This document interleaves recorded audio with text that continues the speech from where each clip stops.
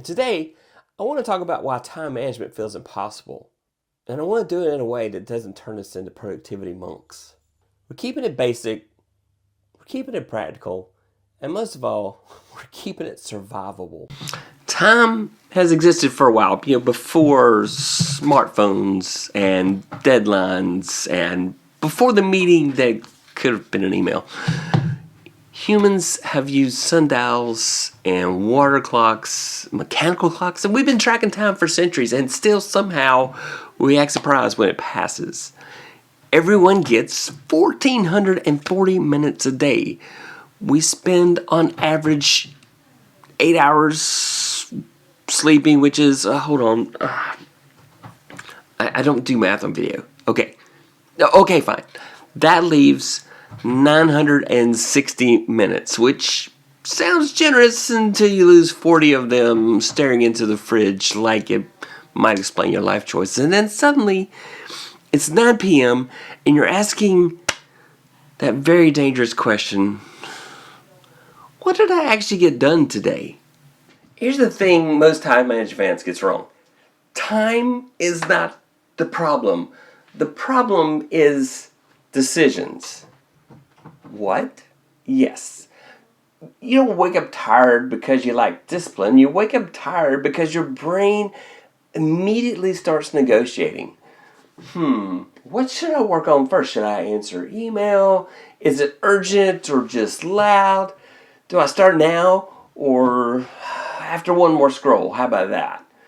And every one of those is a decision. And decisions are expensive. By noon, you hadn't even done the work yet. You've just been deciding about the work. That's why a lot of us are maybe more productive in the afternoon. That's why time management feels exhausting. So let's talk about a way to improve your task management. The Pomodoro method.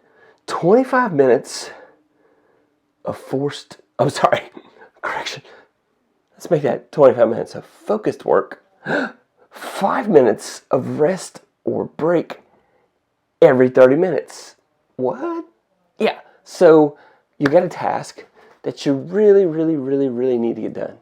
You really need to get it done. So what are you going to do? You are going to set aside 25 minutes to do that task. And that's all you can do. You're going to put your phone on Do Not Disturb. You're going to put Teams and Google Chat and whatever else you got on Do Not Disturb. And you're going to work for 25 minutes on this very thing. And then at the end, you get a 5-minute rest. Right. That way you had focus time. Now, they have many cool tools. You can download apps. If you look for Pomodoro in the App Store, you'll find Pomodoro tires. I have this. This is what I use as my Pomodoro cube. Now, this one's got a problem. The problem is it only has 5, 10, 20, and 30 minutes on it. Not the standard method of 25 minutes working and 5 minutes off. And what you do with this, let's say you turn it up to 5 minutes, it will count down time. You say a little beep. It'll count down time 5 minutes, and then an alarm's going to go off. That tells you, okay, you worked solid for 5 minutes, and now you're done. And when it's not done, you flip it this way and it stops it.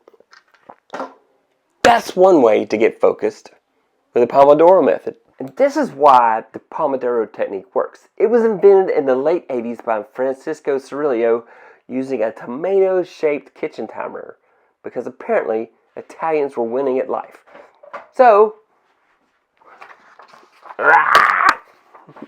Pomodoro means tomato. And the method is simple. 25 minutes of focused work, 5-minute break, rinse and repeat. Right? That seems simple enough. You can do this. Pomodoro doesn't make you productive. It removes the decision of how long should I work. Don't debate it. Don't negotiate it. Just show up for 25 minutes. And if procrastination is your issue, well, same. I put the pro in procrastinate. How about you? Pomodoro doesn't fix motivation. It makes motivation convenient, which is a lot better than a month of Mondays. I'm just saying. Way better than a month of Mondays. And now, for a shocking concept, the master calendar. The next idea, this one is quietly life-changing and quite life-changing. You need one calendar. One calendar. What am I talking about? I'm talking about a master calendar. What do you mean by that? Well, whether you use Google or Outlook or Apple for your calendar, you need one calendar to rule them all. You need one calendar to rule them all. And what am I talking about here? What am I talking about? Are you insane? Yes, I am. Whatever you're invited to, you always invite your master calendar. Why is that? Let's say you have a work calendar, or you have a school calendar, and you have a content creation calendar, and maybe you have the family calendar. Well, the problem is if you have to look at more than one calendar, like say 4 calendars, then you need a way to see where you are so that you know if you're free or busy or not. So you can go to one-stop shopping and say, oh look, my master calendar says I am busy on Thursday the 26th or whatever day it is. Let's see on my calendar, Thursday the 25th. This is a mock-up calendar, it's wrong.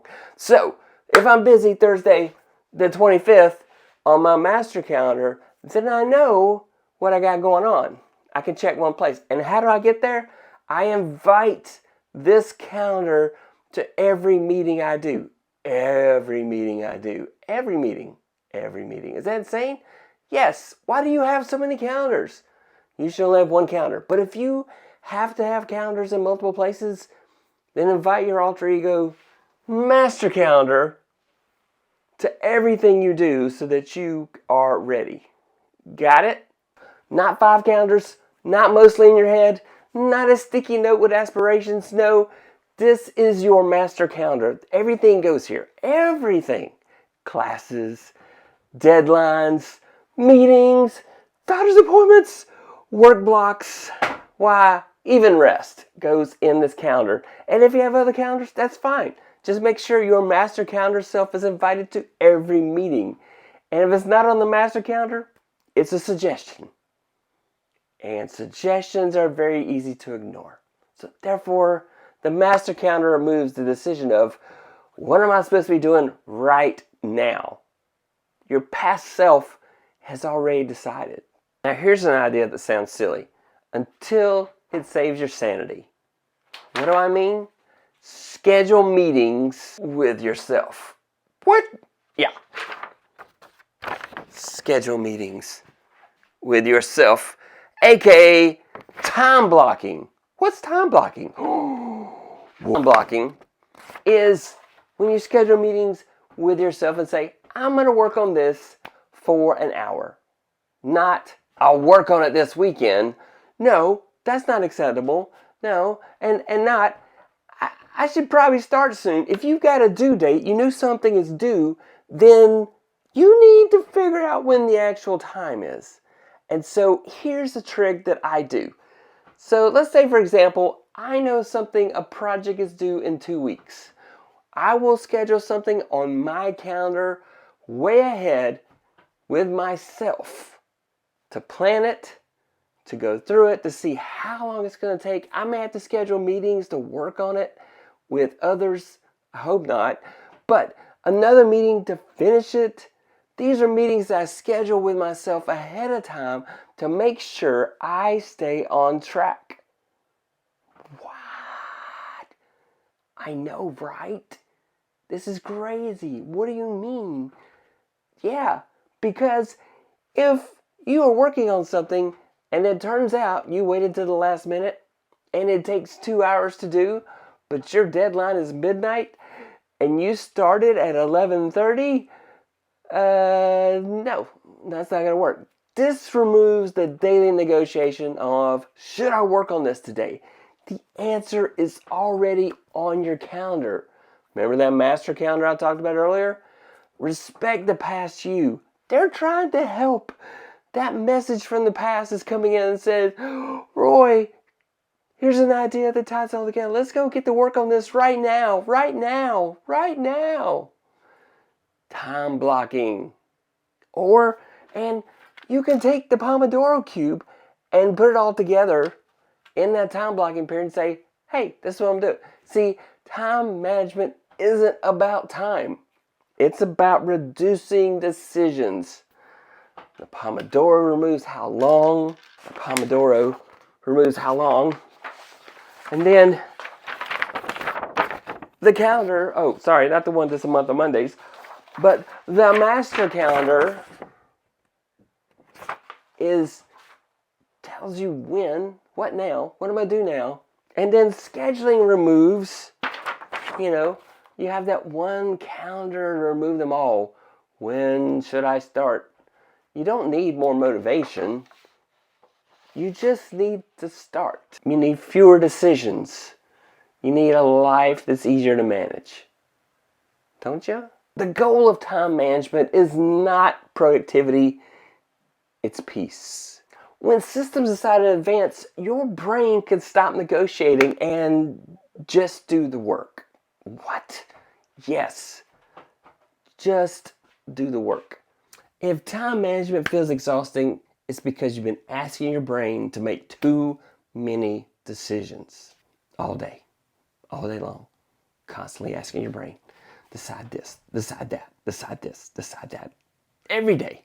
Good systems don't push you harder. They think for you. Start small. Pick one thing from this video and remove one decision from your day. That's how this actually gets better. And if this hit a little too close to home, you might not have a time problem. You might be burned out. And you're in luck. I've got videos on my channel that talk very much about how to overcome burnout. And I'll post a link for it somewhere. If you like this kind of stuff, subscribe to the channel.